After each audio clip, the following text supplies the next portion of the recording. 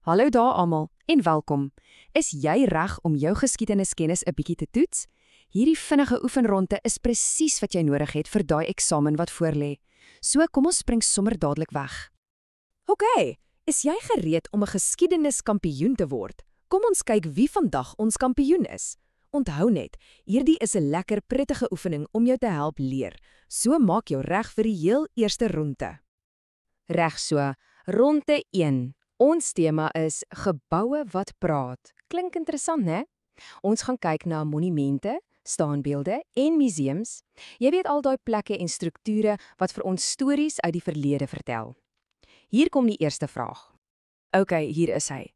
Wat is die doel van 'n monument? Dink 'n bietjie daaroor. Hoekom bou mense hierdie reuse, indrukwekkende strukture? Ek gee jou 'n oomblik om te dink. En die antwoord is: 'n monument is 'n groot struktuur wat gebou is om ons te help om belangrike gebeure in die geskiedenis te onthou. As jy dit reg gekry het, fantasties. Hierdie definisie is super belangrik, so maak seker jy onthou hom vir die eksamen. Goed, volgende vraag. Hierdie een toets jou feitekennis 'n bietjie. In watter jaar is die bekende taalmonument onthul? Dink mooi. Het jy die jaar in jou kop? Die antwoord is 1975. Wel gedaan, as jy daardie een onthou het. Dis 'n baie belangrike datum in ons geskiedenis, so maak seker jy bær hom iewers veilig in jou geheue. OK, kom ons hou die momentum aan die gang. Hierdie is dalk 'n bietjie makliker. Wat wys 'n standbeeld gewoonlik? Ja, presies. 'n Standbeeld wys vir ons belangrike mense of diere. Dink maar aan al die standbeelde wat jy al gesien het van ou leiers, of dalk selfs 'n springbok. Mooi so, jy doen uitstekend. Reg, laaste vraag vir ronde 1, jy's amper daar, hou net so aan. Wat presies is 'n museum? En daar het jy dit, 'n museum is 'n plek wat artefakte uitstal om ons oor die verlede te leer. Nou, 'n sleutelwoord hier is artefakte. Wat beteken dit? Dis maar net 'n slim woord vir ou voorwerpe, goed wat mense lank gelede gemaak en gebruik het. En dis die einde van ronde 1. Goed gedoen.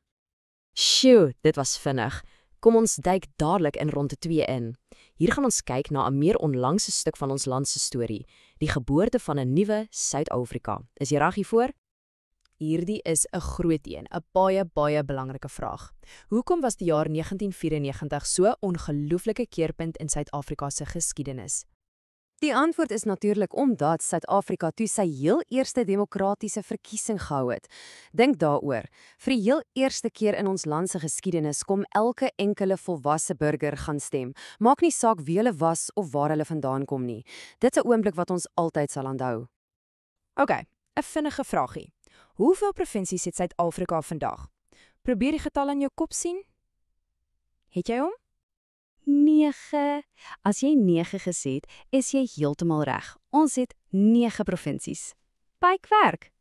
Nou hier's iets interessants. Weet jy dat plekname soms verander? Na 1994 is heelwat name in Suid-Afrika verander om ons nuwe demokrasie te weerspieël. Byvoorbeeld, die stad wat ons as Pietersburg geken het, se naam is nou Polokwane en die dorp Warmbad, dis nou Bella. So jy sien, selfs name vertel 'n storie. Volgende vraag. Wat is 'n protes of 'n betoging soos ons dit ook noem? Wat gebeur eintlik daar?